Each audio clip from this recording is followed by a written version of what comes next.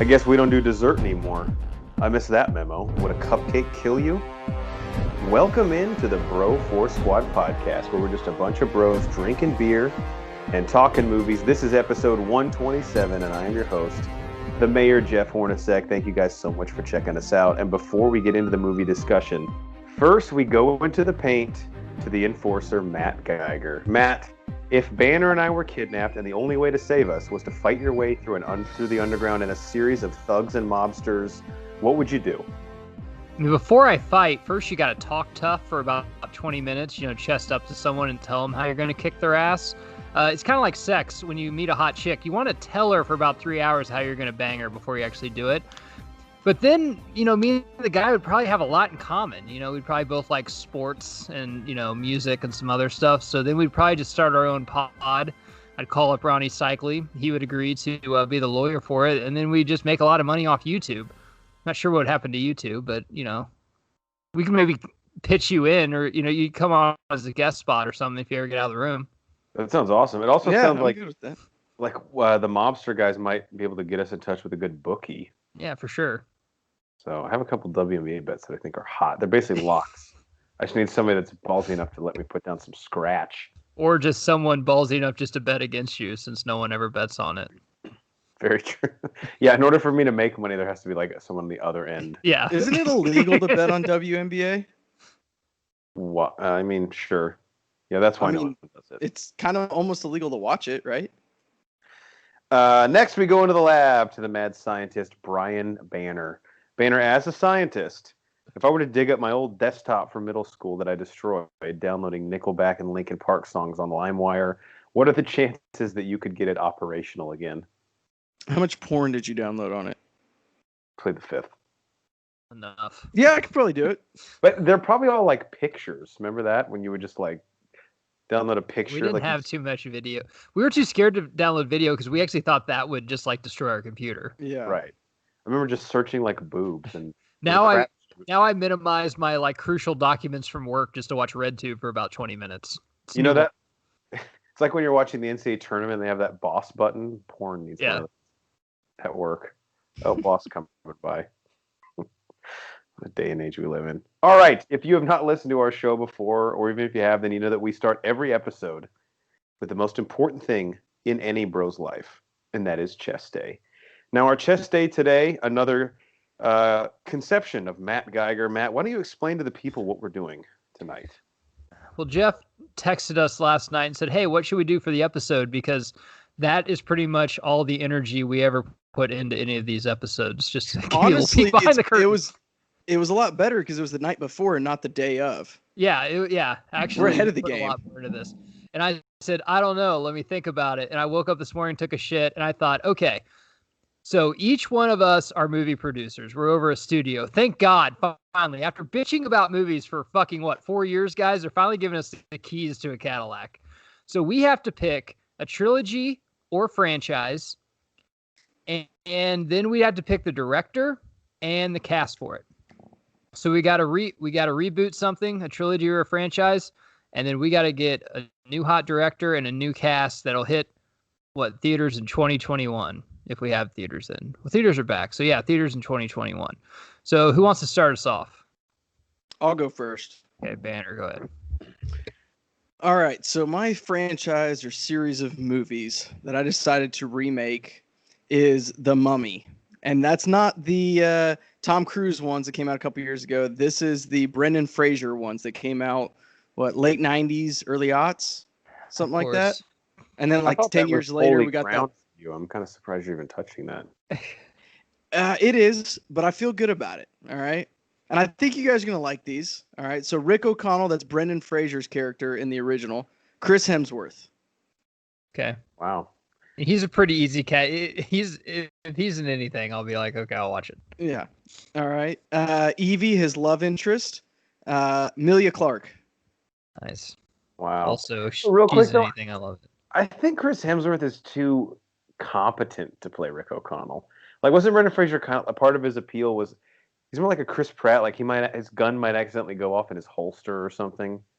I'd say he's kind of in between the two. I think Hemsworth could dumb it down enough. Okay. He's more of like a. He's just too good looking and suave, I feel like. He's too Yeah, maybe. But again, it doesn't have to be like shot for shot. So right. Obviously, we're gonna do some adaptations to this. Add our own Hemsworth can play scenes. dumbed out. Yeah, he on Ghostbusters he's kind of like that. I heard. Yeah. I never watched it because it's a terrible movie, but I heard he was like that. In Vacation, he's kind of like that in one scene, but still counts. Yeah, I forgot he was in that. Yeah, I forgot he was in that. Also. So did he. He's like, I don't think I am. Yeah. No, Chris, you are. He's like, did I ever cash the check for that? I don't think I did. Actually, I should do that. It's been sitting on the table. Yeah, I got a shit ton of money to do that. Jonathan, who is Evie's brother, he's kind of a bumbling idiot that just is always making bets. He's basically one of us. Just always making bets, always drinking and trying to talk his way out of some bad negotiation. Zac Efron. Uh-huh. Little bit of a stretch there. But is he going to be British like his sister? That might be funny. Yeah, we'll say that. Wow. It's a risk for sure. Yeah. And Emutep, our main bad guy, Billy fucking Zane. Wow. Damn it. He's at home like, you promise? He needs to work. If Billy Zane ever does an interview, he has to do it on this pod. Like, we literally... There's not too much dicks left for us to suck since Swayze's dead, but we would suck Billy Zane's. For sure. Yeah. And Keanu. I'd be like, dude, I just don't get it. You know, you had Hollywood in the fucking palm of your hand. Shit. Poor guy. Now, Emutep, Boehner, it's funny because Billy Zane actually looks a lot like the guy who played him. He does. First up. But is most of his work in the first? He's only in the first one, right? No, he's in the first two. Like the first two. Oh, that's right. The Scorpion. So the first one is them trying to put Emutep back into the mummy, cursed, whatever. Then the second one, there's like a group of people that like reincarnate him again, and they're going after the Scorpion King's dead army to rule the world. Got it. That old story. Yeah. The Rock. Wait, the Scorpion King. The Rock's in those, right? Yeah, he was in the Scorpion King, and then I think they had like 2 or 3, or it was called The Mummy Returns was the second one, and he was in that. Yeah, the Scorpion King is his spinoff. Right, and they did like 2 or 3 of those. I think they did. Yeah. Yeah. But he was only in one, I believe. Yeah, he was only in the one of the mummies. Okay. No, one of the Scorpion Kings. They recast him? Yeah, why can't you recast the title character? With who? Roman Reigns, his cousin? You guys joke. won't get I that. actually That's a think one of them. joke. I know who Roman Reigns is. I've seen Hobbs and Shaw. He's in that? Yeah. Yeah, you didn't know that? Damn it! Why? Okay. He plays The Rock's brother. But yeah, they're cousins in real life. They're part of the Samoan dynasty. Okay, whatever. Well, they're even. I mean, you're literally describing Act 3 of Hobbs and Shaw to me right now. But why can't Matt? I don't understand why you can't recast the character that the fucking movie is named after. It's not a big deal to me. No one will notice. It's really a big deal to people that don't matter. Don't quote me on this. Someone at home is going to be. Actually, there's no one who cares enough about the Scorpion King to get mad about this. But I think they do recast him with another WWE superstar. Like, might be The Miz in one of them. The Great Khali. Or something like that. Couldn't even fit into the fucking outfit. Banner, who's directing it? I don't know. Because I forgot that we said we had to name a director, so I'm gonna need a minute. Well, okay. No, I'm not. Is Matt it Colin Reeves' Trevorrow, Batman the guy that did Jurassic World? Yep, Colin Trevorrow, yeah. Yeah. Was gonna do the third Star Wars. Yeah. So until he found out what he had to work with from Rian Johnson, he's like, nah, never mind. Fuck that shit. We're gonna say what studio we're working for, but Banner's clearly working for Warner Brothers. He's got like this $1 million idea. He's like, so who's directing it? I don't know. Cool. We're on our 4th director right now, but talk not really important anyway. Yeah. That's good. Kind of in between directors. Look, we got Hemsworth to sign on, all right? Yeah, that's all that matters. And more importantly, Billy fucking Zane. So get off my nuts. Shit. Yeah, give a fucking 4-year-old a tripod and a camera. iPhone camera. Fine. So Banner, not to put you on the spot, but had you thought about just thinking, franchise ahead? Had you thought about anyone else that could possibly play the Scorpion King? Because we all know it's not crazy to call The Rock up again and ask him to come back. Sure you would. Yeah, I'm not. Look, I'm pulling a live action Lion King here, and I'm just calling in The Rock again. He's the only one. You can't replace him, just like you can't replace Mufasa. Can we have Kevin Hart be a Zazu? So it's like funny because he's big and Kevin Hart's small. Oh my God, that is. Wow. That's like there's 10 jokes right there. I just got you like 4 scenes. Pretty much just the movie's done now. It's wrote. Yeah. It's finished. The Rock would be movie's on autopilot, just writing itself right now. Rock would be in interviews like, the Scorpion King is really like my generation's Hamlet. I feel like everyone has an interpretation, but fortunately, I'm the only one that gets to show mine on screen. Great job, Banner. Thank you. All right, we'll go to Jeff next. All right. I have 2, but obviously I'm going to save one for our round robin, so I'm just trying to figure out which one I want to go with first. I'll go with the one I'm a little bit less enthused about, but that I think would actually be a thing that could be made. And that is the Taken Trilogy. Yes. Okay. All right. I want mine remade. And I actually, Can we get an older guy this time? Slightly, about same age, but not only do I have my actor and director, but I actually have my plots for all 3 of the movies and the story arc. All right, so we're going big here. We're going with Denzel as the person doing the fighting and killing. Serious. Okay. He's doing the taking? No, the untaking. Well, why don't you listen to the trilogy, Banner? Oh, sorry. Maybe. My bad. Man on Fire, Denzel. I'll always pay to see that. Yeah, speaking of Man on Fire, let's go ahead and bring back the director from Man on Fire. Wow. Whoa. As well as the Equalizer, because him and Denzel like to work together, and he likes to have Denzel beat the shit out of a bunch of people. So we already got Fuqua and Denzel back, but I wrote the plot. Okay, so the first one, pretty much the same plot, because I thought that was really fucking... Yeah. Like how Liam Neeson basically tore apart Paris and then Eastern Europe.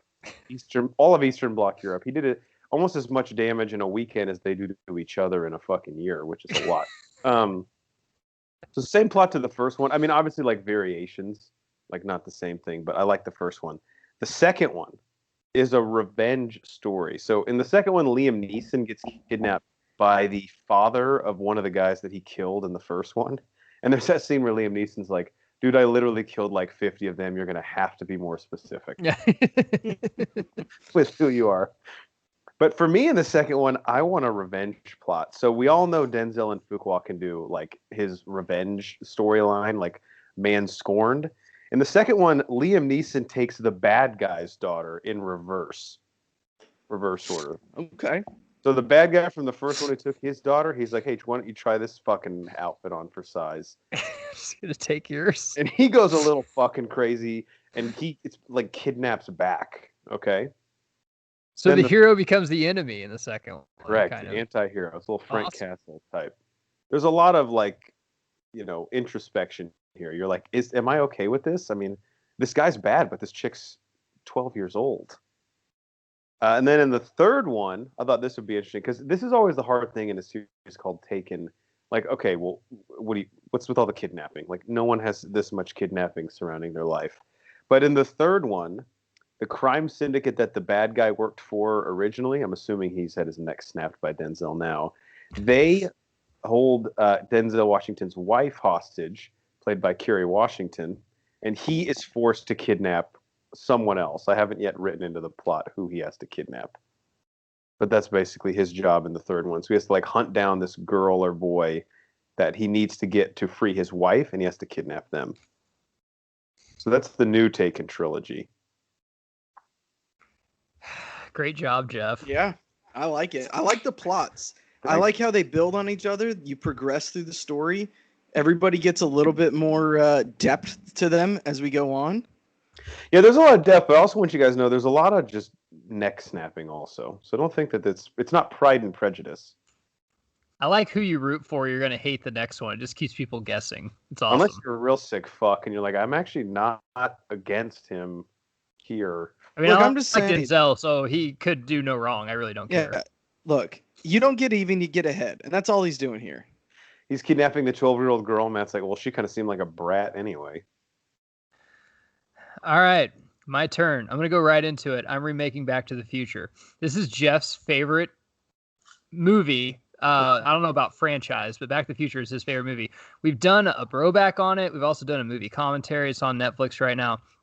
This is no laughing matter. I'm taking this extremely serious because not only is this Jeff's favorite movie, this is one of my probably top 10 movies.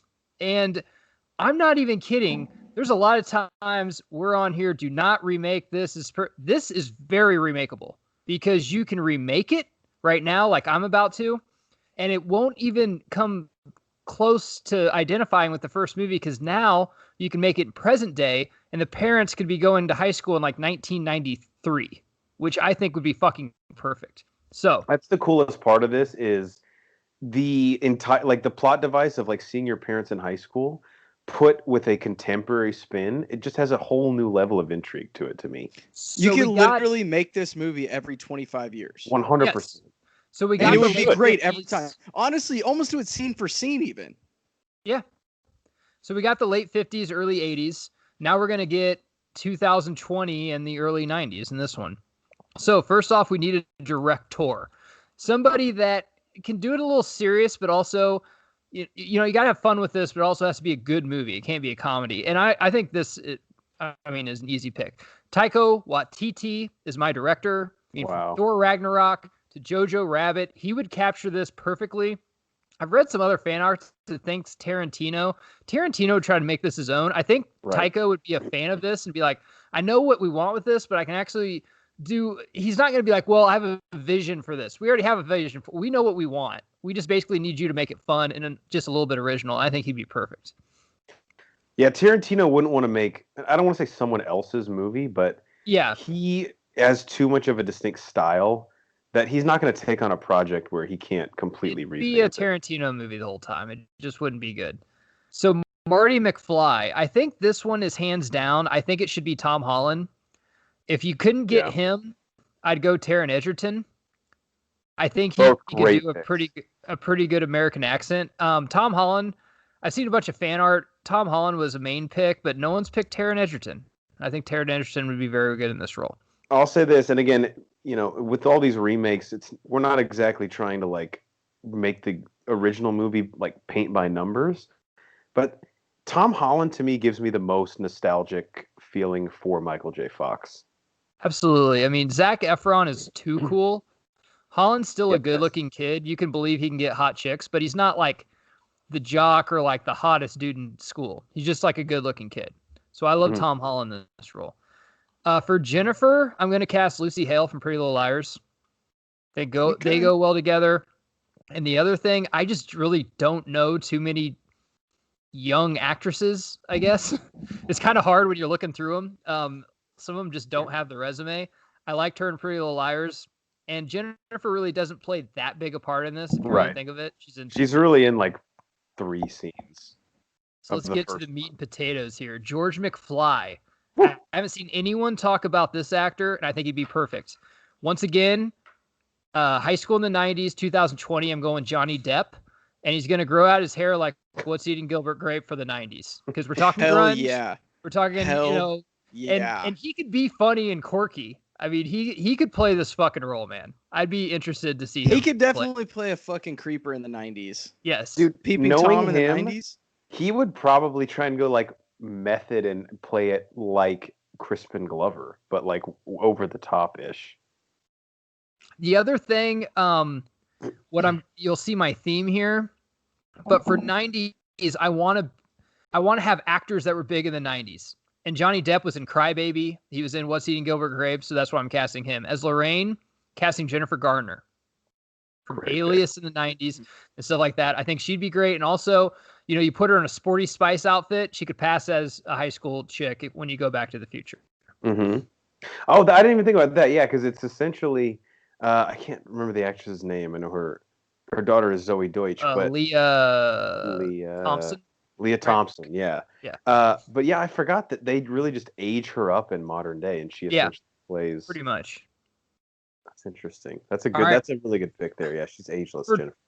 For Doc, this was tough because you can't really cast anyone to do like Christopher Lloyd. You kind of got to do something different. The only one that I think could have done it would be Robin Williams. He's no longer with us. So I'm going to go more of like a dry sense of humor or an over the top. So it's one of the two, whoever's available. I'm either going Steve Martin or Eddie Murphy.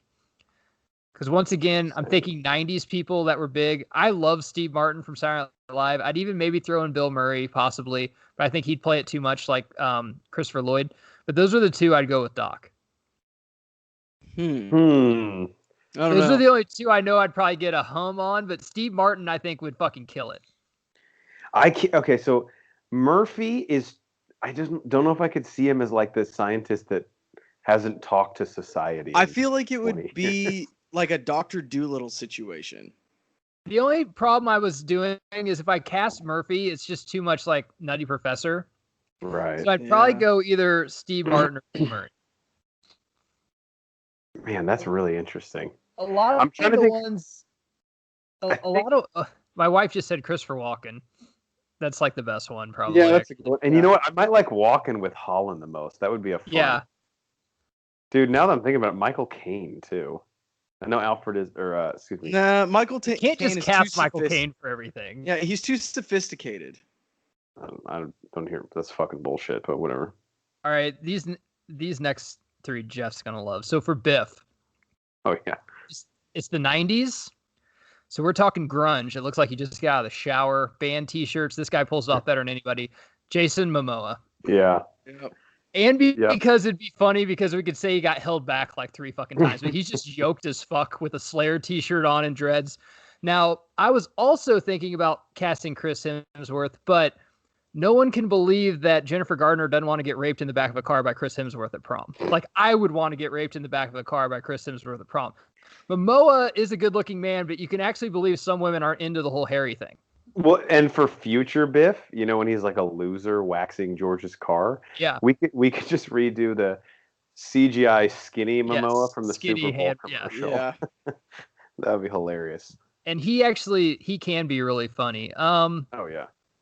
For their brother and sister McFly, I'm going Michael Cera and Macy Williams from Game of Thrones. Yeah. Ooh, that's good. So this is 2 scenes I want to talk about. One, when he goes back in time and Tom Holland's in school and someone's playing a Walkman and he's like, what are you listening to? He's like, Nirvana. He's like, what else you got on there? He's like, it's just a Nirvana CD. Because he doesn't understand. It's just like one fucking CD in there. Right. It's not like 1,000 bands. The other one, and you guys are going to absolutely fucking love this. So the high school band, who's going to be playing in 92? And it's Dr. Dre. And this is why. Because Marty McFly likes to rap. So he goes up and raps with Dr. Dre, and then Dre goes and calls like, hey, get that kid up from Michigan, that white kid I didn't think could rap, and sign him. So if you go to Back to the Future, that's how they found out rock and roll. This is how Dr. Dre finds out that white kids can rap, and he signs Eminem, which would be fucking perfect for Back to the Future. Eminem has a cameo. Of course. Jesus Christ, you're blowing my budget, but yes, if I can afford them, absolutely. That's a genius idea, but knowing how big of an Eminem fan Matt is, I feel like he started with that idea and worked his way all the way back to Back to the Future. It's like, how can I get Eminem in a movie? What movie could this work into? Well, it was hard because I was like, who's going to be the high school band? Like Smash Mouth or something. But I'm like, but how does that create any type of music? Like, I mean, Marty McFly created rock and roll. I was like, shit. I was like, in 92, you can create Eminem because everyone's like, what the fuck? What is this guy? Vanilla Ice? Like, this is lame. Plus, we don't need Smash Mouth in anything. So that's my movie. And that's actually remakeable. And I've said this before. I mean, who are moviegoers right now? It's mostly 90s kids. I mean, I would love to see, like, remember, I mean, he wouldn't even know, like, why people don't have cell phones. The only electronic thing you have is that pet. Remember that pet thing in your pocket? Yeah. Gigapet. God. And Tom Holland was like, so can you text from that thing? Or like, what's that? What the fuck is this? It'd be So you fucking just awesome. look at it and it dies? I don't really understand. That's great, dude. That's incredible casting. And I think more so than any of our things, like that, I think we can all agree that movie will be remade at some point, right? Yes. They just honestly, I'm shocked that it isn't in development or we haven't heard anything to this day.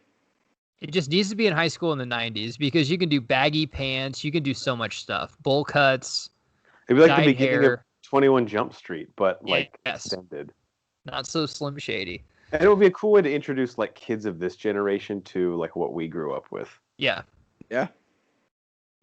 Nice. So that's Back to the Future. I don't really have to throw in a cast in the second and third one because it's basically the same cast. Yeah. Yeah. Plus, like those don't necessarily. If they were to do sequels, I would almost rather just write their own scripts. Figure something else out. All right, guys. Jeff. All right, I'll go, and then Banner, you can finish this off because I know you have. Okay. So this next one is a little bit harder to justify as a remake or reboot, but the Cornetto trilogy with Simon Pegg, Nick Frost, and directed by Edgar Wright, which technically isn't a trilogy, but it takes a very interesting concept to me, in that it takes a cast of comedic actors, essentially puts them in 3 completely different and unrelated movies, but they're all genre films. So the 3 films are Shaun of the Dead, which is a horror comedy, Hot Fuzz, which is an action murder mystery thriller, and then End of the World, which is a sci-fi like apocalypse movie. All with basically the same cast in different roles, and then the same director in Edgar Wright. And they call them the 3 Cornettos trilogy because apparently the only thing linking the movies is there's an ice cream bar in England called a Cornetto, and someone is eating a Cornetto in all 3 films. Nice. So it's a very loose connection. But It's fucking awesome. How's the draft? Yeah, my bad. It's going okay. good.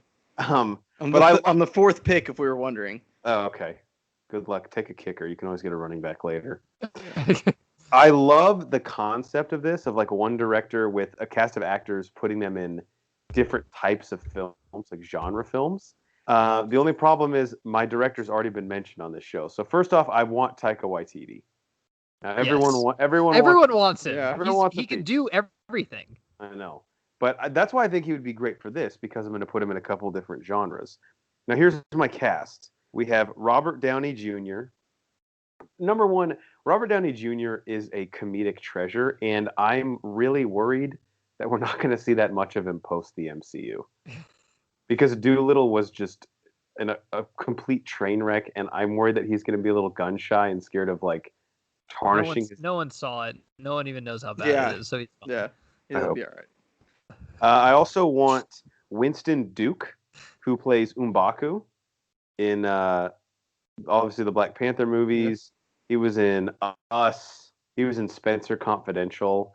I think he can be an interesting comedic pairing, or really just any pairing, with Robert Downey Jr. And then the last person, just because we need a nice compliment to these guys, Eliza Schlesinger. You guys, if you saw her face, you definitely know who she is. But she's in Spencer Confidential as well. She plays Mark Wahlberg's ex-girlfriend or ex-wife, who he doesn't tell that he gets out of prison, and she tries to kill him the rest of the movie. She's also, if any of you guys have seen Instant Family, she is the woman who keeps showing up to the adoption agency wanting to adopt a black kid that'll be good. Yeah. Okay, yeah, I know who you're talking about. She's a really versatile actress, and she's pretty hilarious. So I want her cast with these guys. And then these are my 3 movies in the quote-unquote trilogy. So again, it's this cast plus and minus a few additions, and then Taika Waititi. So the first one is a whodunit Western murder mystery movie, similar to The Hateful Eight, where like everyone's trapped in a saloon, someone is shot and killed, and they say no one leaves the saloon until we figure out who did it. That's the first movie. And just thinking, when I thought of that, I was like, all right, well, now I'm just getting mad because I need to see this. Someone needs to make it. The second one is a road trip movie. Who wouldn't want to see Robert Downey Jr. and Winston Duke on a road trip? Similar to Road Trip, even. Because I love, one of my favorite and most underrated comedic performances is Robert Downey Jr. in Due Date. Zach Galifianakis, that's a good one. Yeah, I think it'd be cool to put him back in that role. And then the last one, bit of a twist here, but I thought, damn, I'd like to see Taika Waititi's take on this. How about a home invasion movie where the way I was thinking of it is like Robert Downey Jr. and Eliza Schlesinger are married. Winston Duke is like their best friend coming over for a dinner party, and someone breaks into their house and starts like torturing them as like a horror movie. Seeing Downey in that role would be really fucking interesting. And what would Taika Waititi's sadistic sense of humor? I mean, he turned Hitler into a punchline in Jojo Rabbit, and tactfully tiptoed around the atrocities of World War II. What would his take on a home God, dude, invasion? that fucking movie That is movie so needs to be vastly made. underrated. Like it really, the genius of that movie. Right. Whenever I heard that he was making a Nazi movie, but it was going to be a comedy, I was like, man, this is going to be a dark comedy. But it like wasn't even a dark comedy because it was actually serious too in it. No. So that's my trilogy, and I just want to give a quick shout out to Taika Waititi, who we love, and his next movie, which the mere premise of it is one of the funniest things I've ever heard. It's called Next Goal Wins. It's about a time in the World Cup where South Africa beat some team like 28-1. Obviously, the title "Next Goal Wins" is just already funny. Like, all right, you're up 28-0. Next goal wins. That's my trilogy. What do you got, Banner? All right, I've got two other quick castings here. I'm gonna go with. Wow, one of these is geared towards you, Matt, and the other one is geared towards you, Jeff. So we'll go Jeff first. I want to remake the Saw franchise. They are. Okay. Okay. Well, then here's the blueprint. It's like a reimagining, I guess. You but should I like just your idea better. use the studio head to just call for the stopping of the Saw franchise, and then everyone would be fine. I'm going to Just give don't Banner a shot, though, to fix it. Okay. Well, then I got to come out with my big hitters here. Jigsaw, Jeremy Irons. Oh, yeah. Perfect. Fuck yeah, dude. Yeah, it's fucking awesome. Okay, I'm in. Going. Okay. All Good right. job, Peter. So next, we'll go Amanda. His kind of sidekick chick through the first two or three? Yeah. Amanda Siegfried. Okay. I think she can play that. I almost have my shit together, but I'm batshit fucking crazy. She's got the eyes for it. The She creepy eyes. definitely has the crazy eyes. Dr. Gordon, Joel Edgerton. Great casting. Underrated. Okay. Then we've got Hoffman.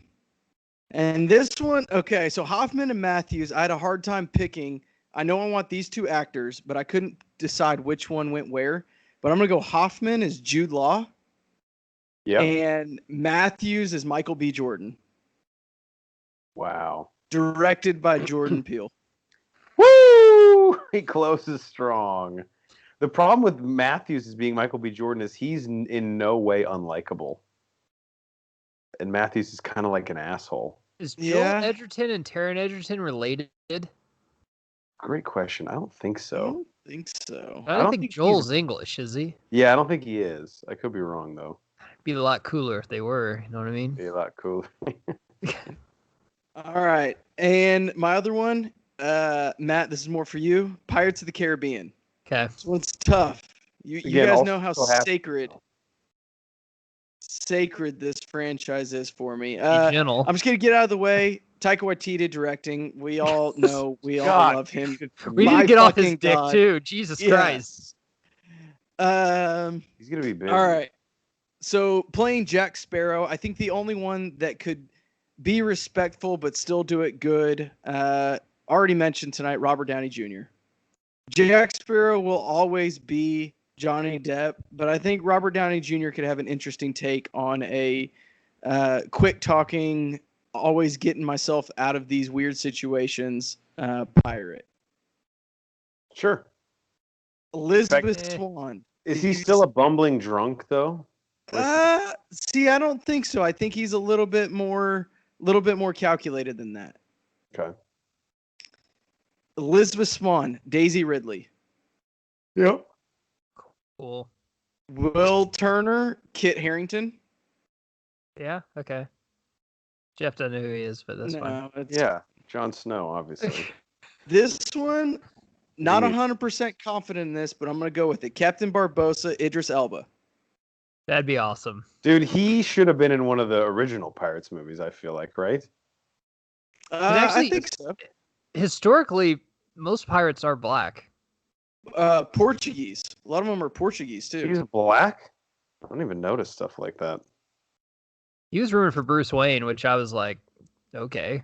Like, he could play fucking anything. Dude, he could play like my mom in a movie and be like, I believe it. Speaking of being in every movie, Davy Jones, Sam Jackson. Okay, you're losing me there. But All right. Well, I'll bring it back in. Commodore Norrington, Billy Zane. okay. God. Also, I forgot to say that Billy Zane's reprising his role in Back to the Future by playing the high school kid. He hasn't aged a day, so I'm gonna have him in my movie too. We're gonna get an email from him afterward, his agent, like, hey, just so you know, Billy really appreciates you guys giving him some work. Bullshit. It's a cease and assist. He's like, you can't ever say my name again. Please leave me alone. Yeah, that's the next paragraph. And then we've got Beckett, Daniel Craig. Okay. Interesting. Yeah. There's no way Downey would do it. There's no fucking way. I don't think. I don't know. He'd be good at it, though. Yeah, I don't see him doing that. I don't know. I think he just wants to do artsy movies now. Yeah, he's already made all his money. What does he need to be in another franchise for? Right. He doesn't need to commit. Saving it, too. He doesn't do drugs anymore. What is there to spend on? It's true. Yeah. Maybe if he has fucking AT&T Uverse, they charge us an arm and a leg. Well, comment below your guys' dream movie cast and stuff. You be the agent. You fucking call it. Yeah, I want to hear other people's picks. That was a great one, Matt. I didn't realize. It's crazy when we put our minds to it, how creative we can be. I was shocked at how much fun I had with that. We've done couch casting a lot. We just have never actually... We were going to pick a director and all that stuff. Usually we just do it on a whim. Yeah. It's weird because a lot of podcasts I listen to, they like swear against couch casting, and we're like, I mean... Well, I'll do it all fucking day. No, that's what I'm saying. Like, I'm not above it. I love doing it. Look, what's the worst that can happen? What's the worst that can happen by us doing this? They call us up and go, "Hey, great idea," and bring us in on the project. Yeah, that cease and desist. But yeah, I mean, Warner Brothers should have done that for me a long time ago, and we wouldn't be in the fucking shit we're in with the DCU. Could have saved it. I'll tell you what, MGM didn't have the balls to send us another cease and desist, right? Just did twice enough. They're like, that's the Ronnie Cycli guys? Fuck that, dude. We're not. Their lawyers got fired after that. Probably. They're trying to hire Cycli now. Their kids don't even have warm clothes for school. That moves us to the second part of our show, which is our protein shake, where we go around and talk about what is in our cup, also known as what have we watched lately. Matt, why don't you go first here? I only have two things this week. Thanks, Jeff. So, I'm a seasonal fucking bro. Like, when spring comes out, I'm ready for, in a normal year, I'm ready for the Masters, Kentucky Derby, all that type of shit. March Madness. Summer, I like to watch Point Break. Right now, drinking pumpkin beers, and it's time for football. So I'm watching fucking football movies. And two movies in particular, 90s football movies. Oh, yeah. Any Given Sunday and The Program, which I don't think you've seen The Program, have you? I have not. I have heard you talk. I think you're actually the only person I've heard talk about it, but I'm very interested. It's the blue chips of football, okay. If that gets you interested at all. But both of these, when I watched them, I started kind of just contemplating and looking at the years they were coming out, which were basically early 90s. And I was just thinking, I'm like, they don't make movies like this sports movie anymore. Now sports movies have to be either based on a true story, they got to make you feel something or something. This was just basically fucking raw football movies, that shit that's happening behind the scenes that you just don't want to admit. Like you said, vegans don't listen right now, but everyone wants to eat sausage, but no one wants to see how it's fucking made. Any Given Sunday, you see how it's made. You see how people playing through concussions. You see, fucking Al Pacino basically losing his fucking team and just he's about out and not taking it. You see girls like wanting to have sex with people on the football team and everything like that. What? I think it's one of the greatest football movies I've ever seen. The cast is incredible too, and a lot of those guys they got before they really blew up. Sorry, I was taking a pee. What are we talking about? God damn it! Any Given Sunday. Oh, the one thing I love about the cast, Given Sunday. I mean, you got fucking Lawrence Taylor. You got Jim fucking Brown, I forgot. like in this fucking cast. You got Terrell Owens, who doesn't have a speaking role, but he's a wide receiver for it. You got Bill Bellamy from Def Jam's How Do You Want to Be a Player. Jamie Foxx, of course. You got Al Pacino, Cameron Diaz. It's fucking so goddamn good, this cast. And it's just a serious, gritty, old school football movie that I don't think they'd have the balls to make right now because people would feel offended or something like that. But it is just such a great football movie. Banner, have you seen The Program? No. Okay, you guys both have to fucking see this. So when was it made, and is it set in modern time? Like, is it a contemporary piece when it was put together? It was made like in 94, set in 94, and I would consider it it's a fake college, but I would consider it kind of like a Florida State. You got a coach that, you know, has been there for a while. You got a quarterback that they don't want to ride his fucking Harley because he's going to get hurt. His name's Will Kane, which, I mean, obviously he just fucks every chick. I know. He's like, I guess Johnny Manziel before Johnny Manziel. And then you got two running backs. One's a senior that's dating, I believe it's the chick from Saved by the Bell, Lisa, I believe. And a freshman comes in, Omar Epps, that's really good and tries to take his fucking job, and they get into it. The best is this one guy who basically was on the scout team, and he played a little bit of special teams. But Jeff, through the summer, hey, he went on this good diet, hit the weight, and gained 25 pounds of pure fucking raw muscle. And yeah, when the coach came in and saw him lifting weights, he ran his fucking head through a fucking plate glass window. I mean, who hasn't done that, right? And then he gets popped for steroids and has to set out a couple of games. But this is just everything in college football that no one wants to talk about. Everyone knows is going on, but no one really wants to say it's going on in their school. But The Program, I would consider it the blue chips of football. It is a fucking great football movie. And I always watch football movies before the season kicks off. Who plays the coach in The Program? Oh, I'll have to look it up. It's not anybody. Okay. Not anyone you know. So there's not like a singular performance that could rival Nick Nolte in Blue Chips. It's more of like a collective. No, not like that. So cast. Oh my God, Joe Kane went to prison. For what? Oh, it's James Caan. Yeah, he's big, I guess. Oh, nice. Nice little connection there because... Yeah, Halle Berry's in it, too. Oh, nice. Nice connection there because his son, Scott, is in Varsity Blues. Right. It's all connected. Watch that movie, though. And also watch Any Given Sunday again. Fucking great movie. The only thing I don't like about Any Given Sunday is... the uniforms are a bit too XFL-y, like Canadian football. The Sharks' uniform is fine. I could even look past that their home jerseys are black in fucking Miami, which you would die. You would have a competitive disadvantage playing at home if your jerseys were black in Miami. But, I mean, some of the ones are just like, remember the eye at the center of the field and like, it's just like weird uniforms. It could have done it. I think you're even being too kind. I think they look like Arena Football League. It's Arena Football League. Renegade fucking stupid ass football league. Like they could have done it a little more, you know, like they could have just had like the Cardinals or some weird, you know, the Wildcats or something like that. It didn't have to go that extreme. Matt, you talking about that makes me want to go back and rewatch that show Playmakers on ESPN. That's a great show. Yeah. I think it only ran one season because the NFL fucking, even though they didn't use their licensing, they flipped out. Yeah, like, hey, I know all this is true, so you can't do this anymore. I got a fun fact about Any Given Sunday.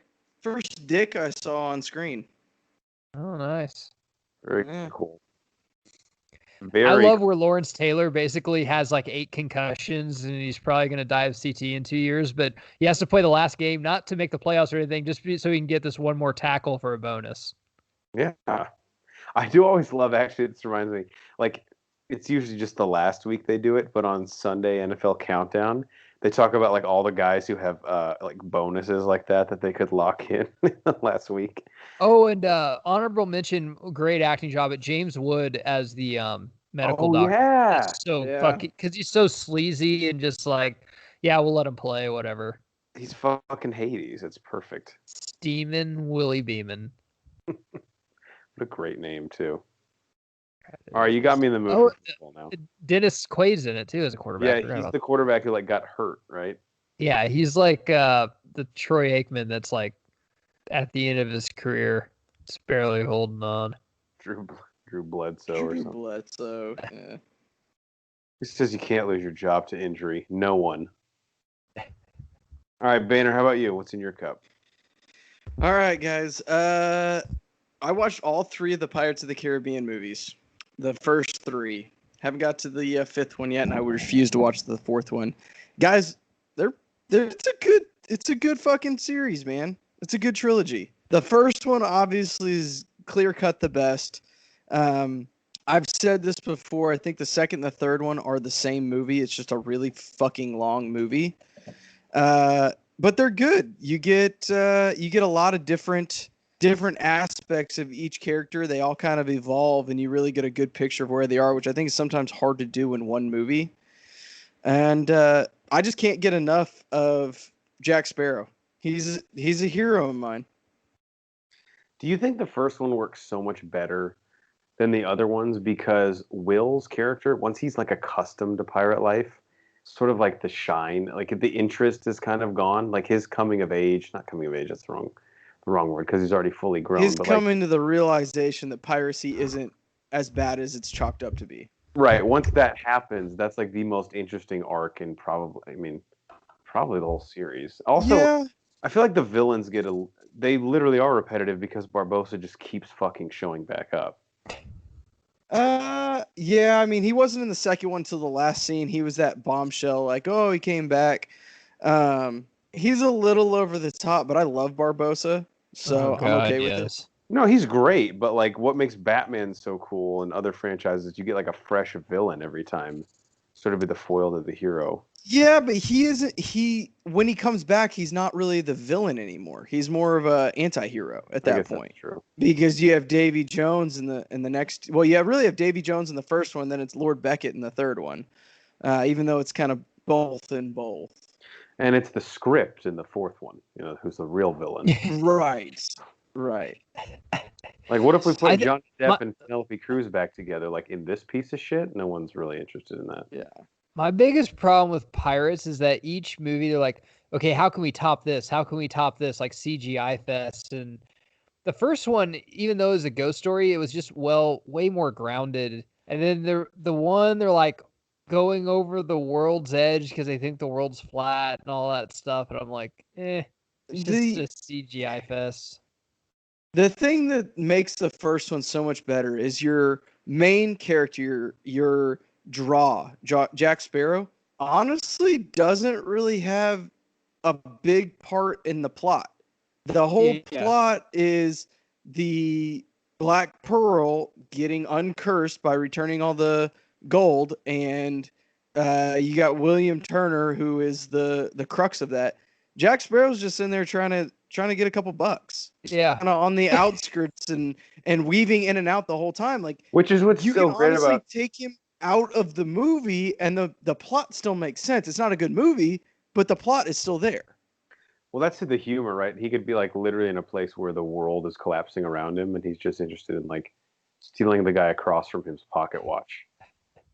Like that's more important in a given moment. And to Matt's it did give me one of my favorite memes ever, though. I can't remember the second or third one, but would The Rock keep chasing him or whatever, and he just stops and he goes, shoo. That's like, I think it's a crab or what. That's like one of my favorite memes ever.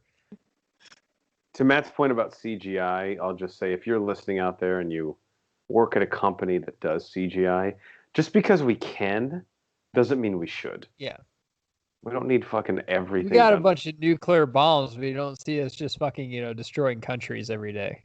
Yeah, I mean, now if they want to talk shit, we can discussion, but we're not just doing it to do it, They fucking stare at us too long. All right, one more thing.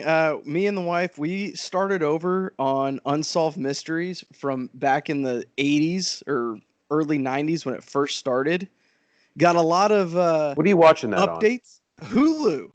I was shocked. Oh shit. Hulu has every show you told me that. Yeah. Guys, it's been a ton of fun, like watching these crazy 80s murderers and then how this show solved the case or brought Okay, to light, so like, oh shit, that's Craig. He lives next door from me, but he goes by David now. yeah, and he only brings potato salad to neighborhood barbecues. Yeah, it's Um, fucking bullshit. Because I hear his macaroni salad is to die for. right, but it's only talk. No one's ever actually seen it in the flesh. So do they do now, like even though it's an episode like from the '80s or a mystery from the '80s, because the show has been around since like the early aughts. Forever. Yeah. Do they Been update around. it again with like a Yeah. title card? So even if that episode had an update, they've cut it to where you have the whole unsolved mystery. Hey, call us if you've seen, blah blah blah. And then they go update and they show you the update within that episode. Very cool. Nice. So you get the whole picture. It's almost like a Dateline, I guess, at that point, but it's a better story because you don't know what the end is or that he got caught. And there's some that they haven't got caught yet. Damn, I did not know that was on Hulu because I watched the new ones on Netflix. I talked about it a couple weeks And ago. honestly, after watching the old ones, little disappointed in the new ones. Not gonna lie. Yeah, it was a pretty hit or miss season. Like the UFO one, It's I'm like, harder to get away with shit nowadays, though. 100%. Yeah, 100%. What's it from? Where Seth Rogen says, Seth Rogen is talking when Matt says it's hard to get away with something. Where Seth Rogen is like, when I used to watch like Unsolved Mysteries, I thought when you commit a crime, there was just semen everywhere. Yeah. Turns out there's not. That's definitely a Seth Rogen line. Yeah, is that Pineapple Express? No, that's the one with Seth Rogen when they're in high school. Superbad. When he's a cop. Yeah, that's right. Oh, He's like, I thought there yeah. was semen everywhere. Bill Hader's like, who doesn't wish there was semen everywhere? We crack every case. Sadly, yeah, no. When he's talking about the guy punching, It's like if the guy would have hit you in the face and then jerked off, we'd have a legitimate chance of catching him. He didn't do that; just hit you in the face. Yeah, that's true. He did. And that's all I watched this week. How many of the Unsolved Mysteries did you watch? Because I'm gonna go back. I think we watched like 3 or 4 episodes. I love that show, dude. Dude, it's just so fascinating. Just put it on in the background, and you're like, I'm just gonna like watch this while I'm eating dinner, and then 4 hours later, you're like, oh fuck, it's midnight. I probably gotta go to bed. Does it make you just not trust anybody? Oh yeah, it's making me super paranoid. Both you guys are probably murderers. Every time I hear a noise outside, I'm like, what time is it? I need to document this. I was surprised you watched that with a kid. I know your kid's not there. I just don't want to watch anything that makes me more paranoid when I have a kid. Because I already be paranoid. I hate to break it to you, but walking to the grocery store is going to make you more paranoid as soon as you have a kid. Yeah. Banner, I do also love how the score to Unsolved Mysteries is like 0-calorie Halloween score. Yep, it is. It is so great. It's really like what's made the show the show. I think. Yeah, it's like fluorescent light bulbs Halloween score. It's like farm raised Halloween score. I think that would be better if it was farm raised, isn't it? Grass fed Halloween score. No, these aren't perfect analogies. Lay off. Don't write that comment below. All right, Banner, you said that was it? Yeah, that's all I got. Solid week. All right, I got 2 things. I watched the movie Sideways last night. So I spent the weekend with Nate. We went to, I guess, the closest thing to wine country in the state that we live in. Went on a couple winery tours. And y'all were pretty fucking drunk. Oh, come on. I had a sip. 42 different wines. But Sideways, I don't know if you guys remember this movie. It came out in 2004. Paul Giamatti, Thomas Hayden Church. It's about 2 guys going on, basically one of the guys' bachelor parties or like the last trip that he'll go on before his wedding in like wine country in California. And they get into some hijinks. Hilarity ensues. But it was also kind of an Oscar dark horse that year. Because it is kind of a dramatic movie, too. Like, Paul Giamatti's character is a struggling novelist. And Matt, you would love Thomas Hayden Church's character. First off, he's Thomas Hayden Church. Like, think of him as Will Ferrell's boss in Yeah. what's the I love him in everything. Daddy's Home. But he's also an actor who just does like voiceover work for like insurance and car commercials. So people always recognize his voice, but no one's ever seen his face. And that play, someone's like, "What do I know you from?" He's like, "I don't know. Does this ring a bell? And if you buy now, get 0.9% APR financing." She's like, "Oh my God, that's you." But How it was much really ass good. does he get? I wish I was like that type of famous, or like people. I'm just a voiceover person from some stupid thing, like some insurance that no one buys. And there's one point he like breaks his nose doing something. I won't tell you what, but he keeps getting mad at Paul Giamatti. He's like, "This is great. In my fucking profession, a broken nose." And he says it like 5 times, and finally Paul Giamatti snaps. He goes, "You're a goddamn voiceover actor, Chris. Your face doesn't matter." And he goes, "How dare you? This is the vessel with which I deliver my work." So Sideways, if you haven't seen it, I could not recommend this more in terms of a movie that you will love and your wife or significant other will get something totally different out of it, but will also enjoy it. Really, really good. I watched it, we'll just say, from my local library. But very good. Sideways from 2004. The reason I mentioned Wine Country is Paul Giamatti's character is kind of like a pretentious wine snob.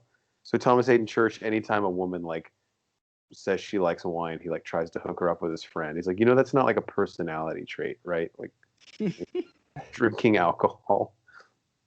And then the other thing I watched, so Matt's been talking about Paramount Channel for a little while, like once he first got into Yellowstone, way back when. And I was always interested in it, but dude, I went back, I figured out that I actually get it, and they play some fucking awesome movies. Mm-hmm. Like, I thought it was just like some originals. No. And maybe like the occasional from the Paramount archives, but they had The Dark Knight on like on repeat. Right. So I of course watched it for the 8,000th time. And as is always the case, I usually try to pick up something different. And this one was actually kind of a big thing that I think we need to talk about briefly. So I'm first off rewatching this. It really is Harvey Dent's story. Like, couldn't agree more. Everything in the movie hinges completely on his character, and I would actually venture to say he might have the most screen time of Batman, the Joker, and Harvey Dent. Like, I think he's in the most. Yeah. Yeah. I don't know. I don't know how accurate that is, but I'd believe it if you told me that. I mean, because if you think about it, like everything the Joker does, it's Joker versus Batman. But the vessel that they're both using to get at the other one is Harvey Dent. Right? Like Batman's using Harvey to lock up all the criminals in Gotham in a way he can't. And Joker knows that if he can corrupt Harvey, he's basically won. And this is why Nolan just got it. And no other, even the Marvel Cinematic Universe, who I think had like a perfect universe, but anytime a new movie came out, they're like, Venom's in this one. Oh, fucking Deathstroke's in this one. No, Harvey Dent's in this one, because if he's not, the story wouldn't the whole story revolves around Harvey Dent. Exactly. That's what they need to bring villains in for, or like if they bring in Silver Surfer, they don't just bring in Silver Surfer because it's a new movie and we have to have a new draw. Like, actually make the entire story revolve around him so it fucking makes sense. This was a movie, and the basic, like, the lead character was Harvey Dent, which was fucking fascinating. And even more to that point, Matt, him becoming Two-Face isn't just done because it's like, well, yeah, in the comics, he becomes Two-Face. It'd be cool to see that. No, him becoming Two-Face, and I guess spoilers for The Dark Knight, but if you haven't seen it, you're in the wrong place. What? Him becoming Two-Face is like the entire plot turn in the movie, right? Like, that's when the Joker has won. When Harvey they didn't just tell us and say, hey, this is Two-Face because Harvey does Two-Face. They showed that transformation. Right. Yep. Now, Matt and I have talked about this at length. The only thing that's really not believable is that all these fucking dudes are doing crazy shit over Maggie Gyllenhaal, but that's we can have that conversation another time. That's another thing with Christopher Nolan. Like, we shit on directors for like, oh, I have my own vision for this. if you do have your own vision for something, you need to do it like Christopher Nolan, where basically he took Batman. A lot of that is not with the comics at all. He made it real life, but it still made sense to the comics and didn't like shit on the fandom. If you want to do something like that, that's fine. Yeah, but it's not like everyone's as talented as Christopher Nolan. Yeah, and we all know who you're talking to, Ryan Johnson. Like, if you have your own take, that doesn't mean you have to laugh in the face of the people that liked the source material. There's a way to do both. Christopher Nolan even said, he was like, I was not a big comic book reader, but I obviously know who Batman is. It didn't redo Harvey Dent's face and it made him look younger. Like that would have been just shitting down the fans' throats. Right. But McKay was like, yeah, actually, it's pretty cool. I wanted to get a new nose job anyway. So you know what Ryan Johnson would do? Make him Two-Face, but instead of his face being split like down the middle, it's like halfway across. It's like the bottom half of his face is the burnt part. He's like, no, it's art. Get it? Like, but this serves nothing. Well, it's my take. I have a fedora, so you can fuck off. And a cowboy hat. Last thing I had kind of related to that point. I'm after rewatching this, like obviously the movie was a cultural phenomenon. It did gangbusters at the box office, was critically revered and acclaimed, even just outside of Ledger's performance, because obviously that's like the one that got the Oscar praise and posthumous win for him. But I think people have respected the movie a lot just outside of that, and I'm really surprised that Aaron Eckhart's career didn't take off after this, being such a main part of the movie, and I think giving a pretty good performance. I guess it's just weird, one of those weird things in Hollywood where like maybe he just doesn't have he's not good looking enough. He's not funny enough. When did the Olympus Has Fallen and London Have Fallen movies come out? Because those were, I mean, obviously not as big, but they were fairly big movies. But isn't he only in the first one? No, he's still the president in the second one. Oh, that's right. Yeah, but he's just the dude. I think he got his roles are John Hamm roles. Like they're basically the same person. I think if you want to see a great Aaron Eckhart movie, which I think is his best one, it's Thank You for Smoking. Yes, that is his best. Yes, role. A hands down. Him this role. Yeah, he is fantastic in that. And I'm with Jeff. I don't know what the fuck happened to him. He's not in anything anymore. Maybe he doesn't know how to play the game. Maybe his agent sucks. There's a million reasons for that. But after Thank You for Smoking and this, like, I mean, if after those two movies, you don't have like 8 movies on the fucking docket that you already are signed for, then your agent's doing something wrong. Oh, I just figured out what happened. The movie I, Frankenstein in 2014. That's what happened. That'll do her. Yeah, that makes sense now. Your Neckar's and he's like, it wasn't that. I mean, a lot of people just didn't get it. It was a new take for sure, but it's actually aged pretty well because less people have seen it over time, so not as many people are pissed off over it. He plays Adam Frankenstein. All right, well, moving on. Adam Frankenstein. And that brings that's actually his fucking name. Why would you? God, can we do our next episode? Matt and I try to reenact what we think the writer's pitch for the script of I, Frankenstein was. All right, so stick with me here. What if Frankenstein were to exist, I don't know, in a 2014 Starbucks? What would his name be? Obviously Adam. Obviously. It'd be biblical, of course. Okay, I'm sorry, Banner. You had something you were saying? I honestly, it's I don't even know anymore. I mean, you know. Okay. Yeah. Little bait and switch. And that brings us to the last part of our show, our question and answer segment, titled "Do You Even Lift, Bruh?" Where we ask a question that we leave you with. Although today we are resuming our Bro 4 Squad trivia challenge, where we each ask the other 2 bros a trivia question.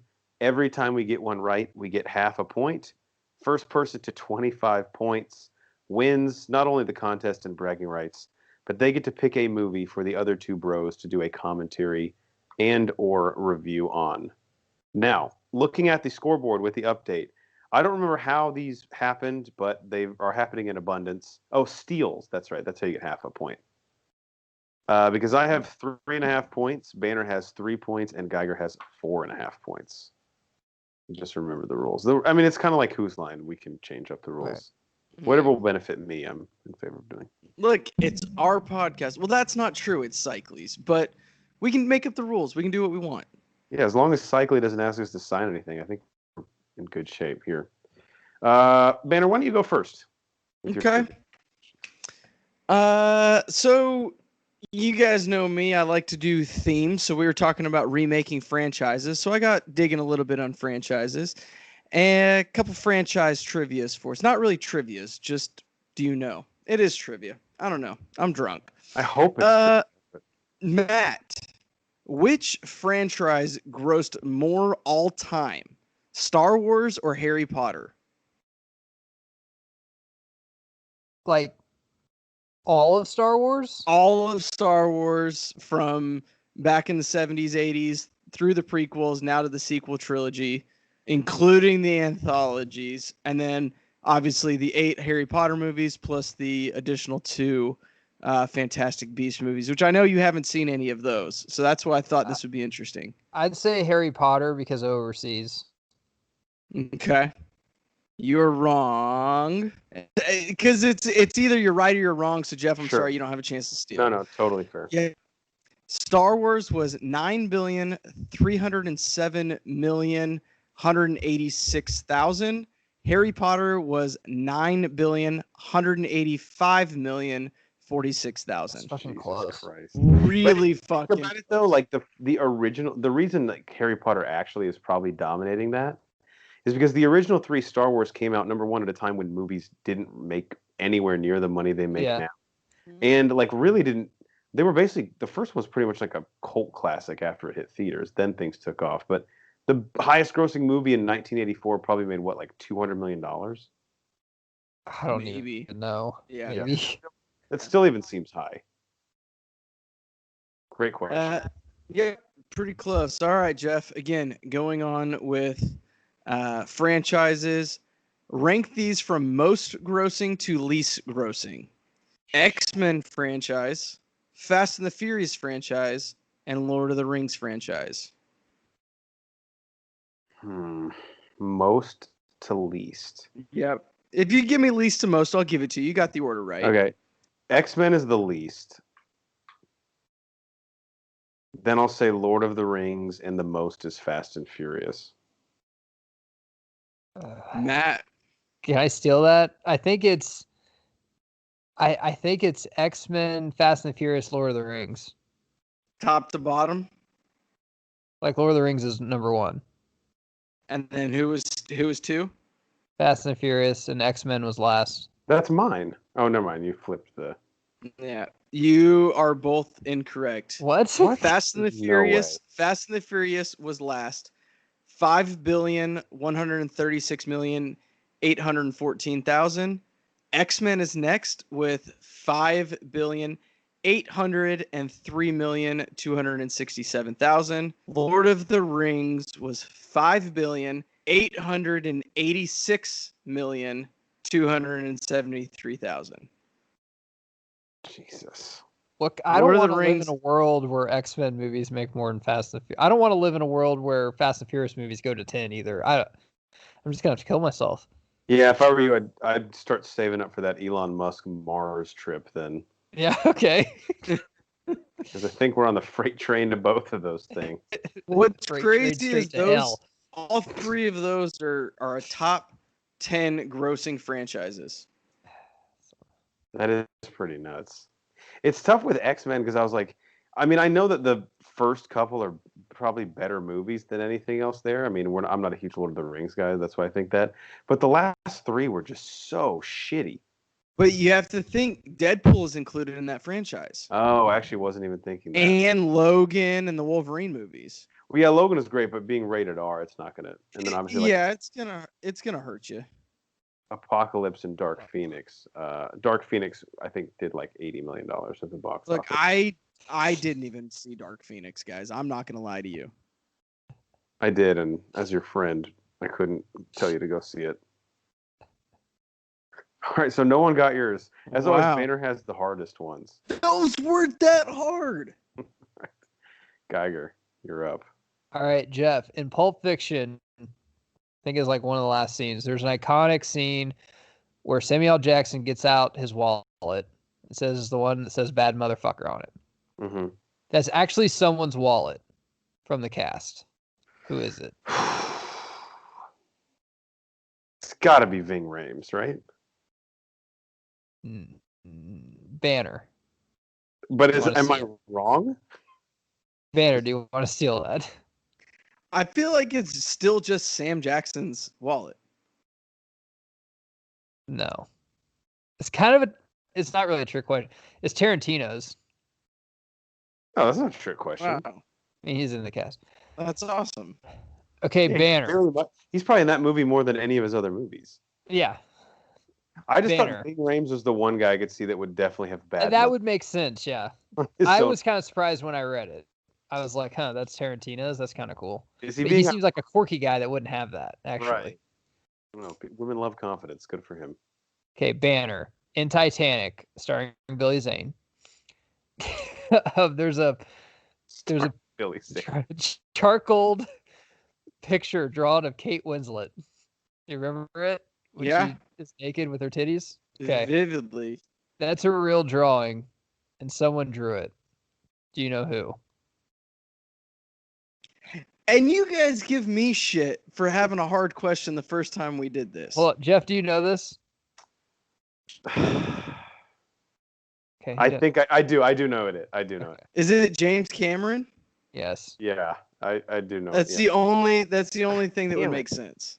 I didn't know he could draw that well. Actually, it's not. I mean, not. I don't know if it's that good of a artwork, but It's no Mona Lisa, but it's fine. Speaking of that, I mean, when I was 8, I could draw a pair of tits that looked pretty realistic. So I'm gonna send you guys what I think is the funniest video in the history of the internet after this that involves that picture. So when you get it, you will cry laughing. I'm excited. I mean, Banner, I just updated the score. So now I have 3.5 points. You have 4. Geiger's in first place with 4.5. Okay. And problem for me because I don't get asked another question. All right, I think mine, my 2 are probably the easiest. Should have gone a little bit harder. All right, Matt, you're up first. What douchey British actor cameoed as a masked stormtrooper in Star Wars: The Force Awakens? It's Daniel Craig from James Bond. Correct. He's not that douchey. And I'm actually, you give me a good actor and still be douchey. There's a lot of other bones to pick before I get to Daniel Craig. Bonus point if you know what other actor that I'm a big fan of cameoed in Star Wars: The Last Jedi as a masked stormtrooper. I suppressed that movie like my priest touching me when I was a kid. Not really sure. Brad Pitt? No, that's not right. No. Banner, do you have a guess for the second one?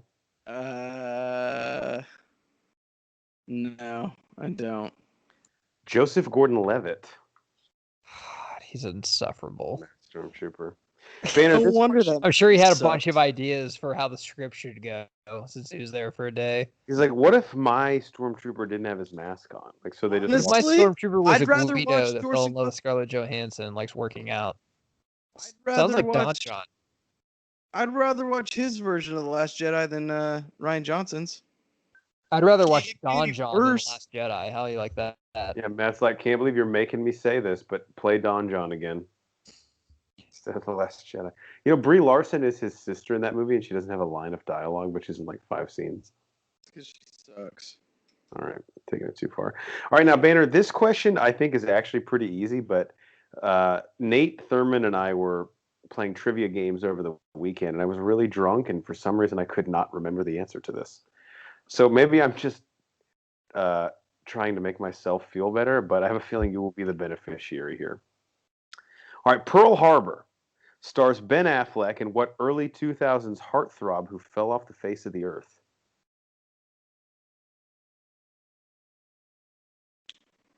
Maybe I'm just really drunk. Can I steal this? Yeah, well, if he doesn't, I was so mad. Yeah, you're gonna have to steal it. I can picture, but I cannot. Geiger's gonna get another fucking point. Geiger, who is it? Starring in 40 Days and 40 Nights, Josh Hartnett. Correct. Yeah. I could not remember he was. And Halloween H2O. Oh God. That should be playing on your TV screens very shortly for that. Is he in League of Extraordinary Gentlemen too? No, that's Shane West from A Walk to Remember. Oh yeah, same difference. Close enough, but we would have given you a half point for that if you would have guessed Shane West. Similar career trajectories, though. Shane West. I bet Isn't you're Josh pissed Hartnett- whenever you heard the name. You're like, God, I know it. I actually like threw Like, Tommy something. Boy, why can't I remember it? I knew that, but couldn't remember it. Yeah, I also forgot Kate Beckinsale was in that movie. She's hot. Yeah. Yeah. And how did that? What does the winner get again? To make the losers watch something? Yeah, for a review and or commentary. Trying to think of. I mean, it's going to be H2O if you win, right? Like, what's the? I don't know. It depends on. thought it when was- is this this game's supposed to be a over. It might be punishment? over in December. That makes no sense. I guess we could just set on it. We've set on movies longer, I guess, but I really want to win because I mean I could punish either of you guys with quite a laundry list of. no I- series, Hard just a to movie. punish me. I'm gonna be Yeah, honest just with a you. movie. Okay. But you get to pick when they have to watch it. We've done this before, like I don't want prescribed. you like Look, oh, you got to watch I all know- 10 seasons or something. You guys hope I don't win because you know exactly what it's gonna be. Yeah. Abraham Lincoln Vampire Hunter. Abraham fucking Lincoln, vampire fucking hunter. You can open the commentary by just saying Anthony Mackie's in it. Like, what? Coming at you from the south with Anthony Mackie in a movie. What if that was the tagline on the poster? Anthony Mackie's in it. You'd So go it can't be watch it. all that bad. That's like the Like- tagline. So you're advertising the guy that's not even Abe Lincoln? So like one day we'll be Siskel and Ebert. They'll like talk about the movies. Like Brian Banner from the Broforce Squad says Anthony Mackie's in it. Instead of like this is a great cinematic journey.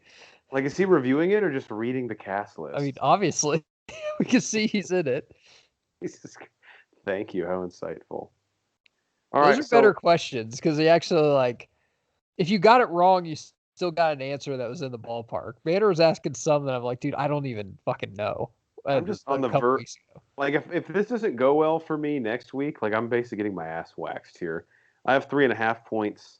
Banner has 4. Making the questions harder. And Geiger has 6.5 points. What do they say in an NFL game when, like, one team's down 17 points and has the ball? They're like, this is danger time. Like, you have to fucking do something here. What are we going to?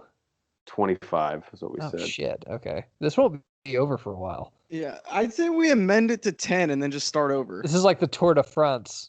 This is You gonna wanna go amend for a it? while. Amend it to 10 and start over? Stamina's the game. All right, I agree to that. You agree to that, Matt? Whatever. I don't care. I'm in the lead, so it doesn't really matter. Yeah. Although the way we look at it, we can just reset the scoreboard sooner. Yeah. Yeah, whatever. Yeah, sure. I don't care. Well, that was easy.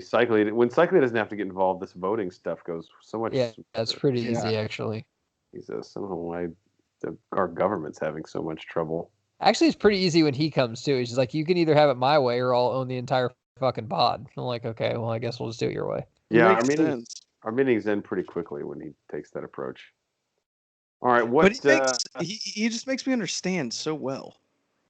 I again always feel like Andrew Garfield at the end of Social Network. I thought they were my lawyers. He just gets fucked over so bad. All right, Matt, what do you want to leave the people with for episode 127? Remember to freeze your eggs. Always. We're not talking about like. I said what I said. Okay, he said what he said. He's leaving it up to you on what eggs you freeze. Good point. Ball's in your court. Banner, what do you want to leave the people with? Just pull over for emergency vehicles, please. You never know who's in the back of that ambulance or where that fire truck is going. Someone's daughter in there. I know. That's what I was saying. Beautiful. Beautifully said. I can't top either of those, so I'll just tell you guys that I'm excited to go watch Unsolved Mysteries. Thanks to Banner. And if the police Vampire Hunter. If the police can't fucking figure it out, don't worry, because I'm on the case. All right. For the mad scientist Brian Banner, our enforcer in the paint, Matt Geiger, I am the mayor, Jeff Hornacek, we are the Bro Force Squad podcast. Thank you guys so much for checking us out. Follow us on Twitter at Bro Force Squad. You can find us on Letterboxd, Apple Podcasts, Spotify, and YouTube. If you type in Bro Force Squad as 3 separate words, we will come up there. We're also on iHeartRadio, a couple other places you can find your podcasts. Check out all of our content on our website, broforsquad.com. Till next time, we'll see you later. Anthony Mack. I mean, if I told you Anthony Mackie was in a movie, would you go see it? Or at least consider it?